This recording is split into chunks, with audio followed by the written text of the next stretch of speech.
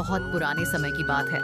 एक महान राजा थे, राजा इंद्रद्युम्न। वे भगवान विष्णु के बहुत बड़े भक्त थे।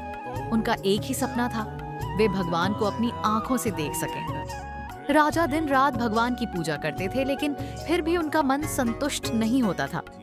उन्हें लगता था कि जब तक भगवान के साक्षात दर्शन नहीं होंगे, तब तक उनकी भक्ति अधूरी है। एक दिन राजा को पता चला कि एक घने जंगल में भगवान विष्णु का एक खास रूप नीलमाधव के नाम से पूजा जाता है। यह सुनकर राजा बहुत खुश हुए। उन्होंने तुरंत अपने भरोसेमंद आदमी विद्यापति को उस जगह को ढूंढने के लिए भेजा। जंगल में खोज विद्यापति कई दिनों तक जंगल में भटकते रहे।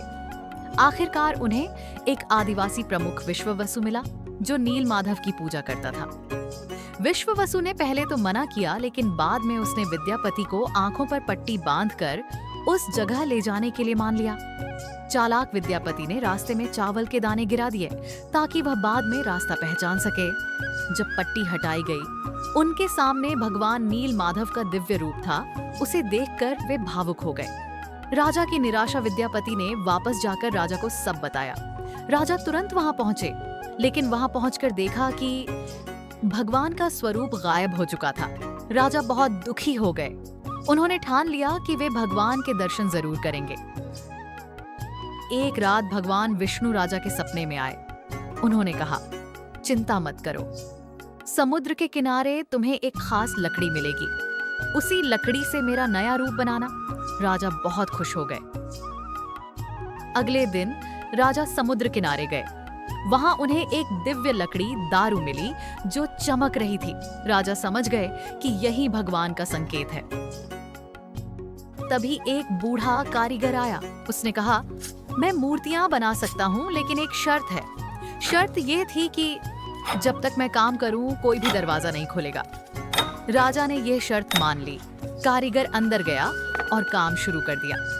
अधूरी मूर्तियां कई दिन बीत गए। अंदर से कोई आवाज नहीं आ रही थी। राजा और रानी परेशान हो गए।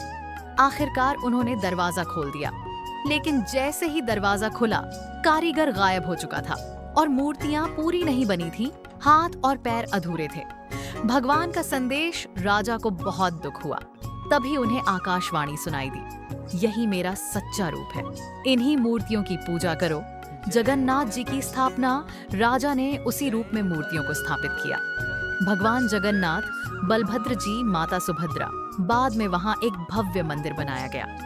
जगन्नाथपुरी मंदिर आज भी परंपरा जारी है। आज भी वहां भगवान की पूजा उसी रूप में होती है। हर साल वहां भव्य रथ यात्रा निकाली जाती है, जिसमें लाखों लोग शामिल होते हैं।